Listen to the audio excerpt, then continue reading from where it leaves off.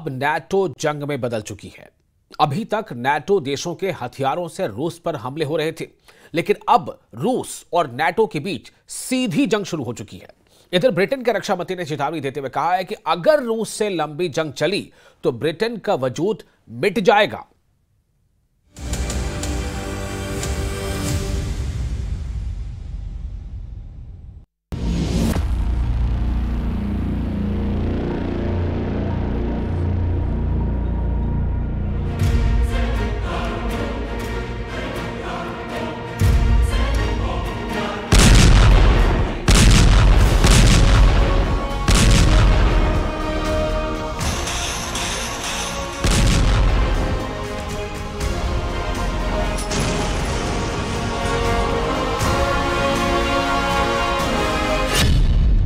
युद्ध के 1017 दिन आखिरी बाजी पलट गई।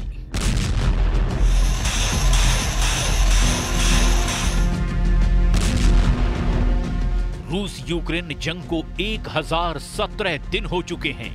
अब तक पुतिन ने ऑक्टोपस की तरह यूक्रेन के बहुत बड़े इलाके को जकड़ रखा है। पिछले 24 घंटे में रूस ने दक्षिणी खेरसोन प्रांत के एक बहुत बड़े इलाके पर सैकड़ों ड्रोन से हमला करके यूक्रेन और नेटो को बुरी तरह से चौंका दिया है। 33 महीने से ज्यादा की जंग में इतना तो साफ हो चुका है कि ना तो यूक्रेन और ना ही नेटो देश रूसी सेना को हरा पा रहे हैं। लेकिन सवाल उठता यह है कि फिर पुतिन भी यूक्रेन पर अपनी जीत का ऐलान क्यों नहीं कर रहे हैं? आप इन तस्वीरों से जरा समझिए। लेकिन यूक्रेन जंग में बाजी कौन और कैसे पलट रहा है, साथ ही ये भी जान लीजिए, क्योंकि पुतिन यूक्रेन के 20 नहीं 40% इलाके पर कब्जा करना चाहते हैं। आज हम आपको ये भी दिखाने जा रहे हैं कि नेटो देश ब्रिटेन, फ्रांस, जर्मनी और पोलैंड आखिर क्यों हर हाल में रूस को यूक्रेन में हराना चाहते हैं। और अगर नेटो रूस को यूक्रेन में नहीं हरा पाया तो फिर खास तौर से नेटो देश ब्रिटेन, फ्रांस, जर्मनी और पोलैंड के साथ पुतिन की रूसी सेना क्या करेगी? क्या अब पुतिन सबसे पहले हमला ब्रिटेन और पोलैंड पर करेंगे? ये सनसनीखेज दावे पश्चिमी मीडिया में क्यों किए जा रहे हैं?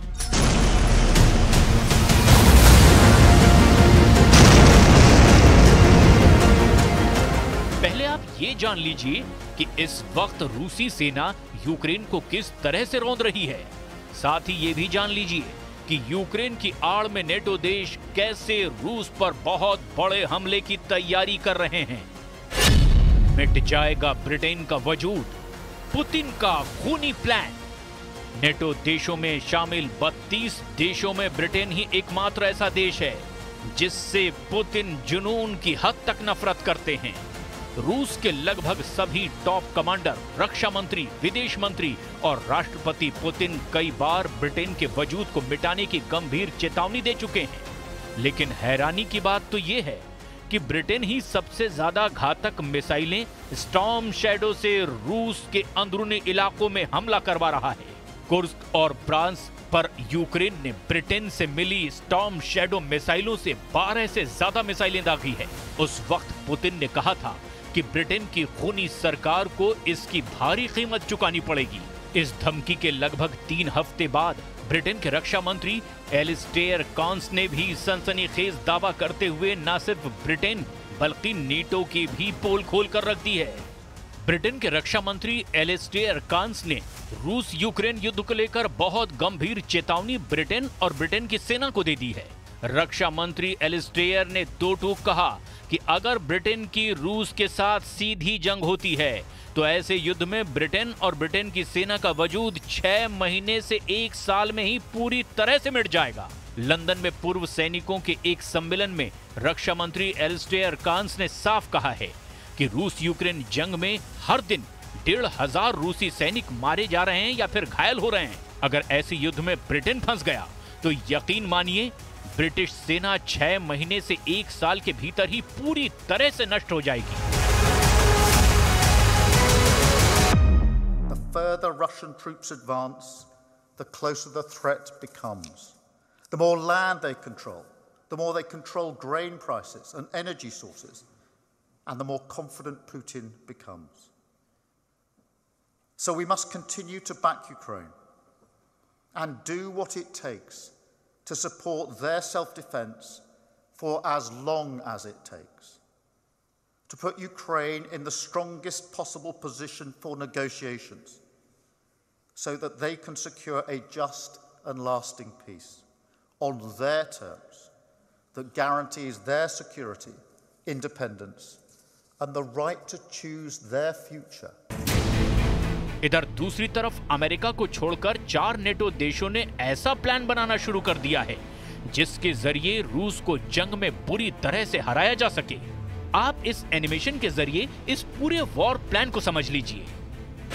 रूस, ब्रिटेन, जर्मनी, फ्रांस और पोलैंड।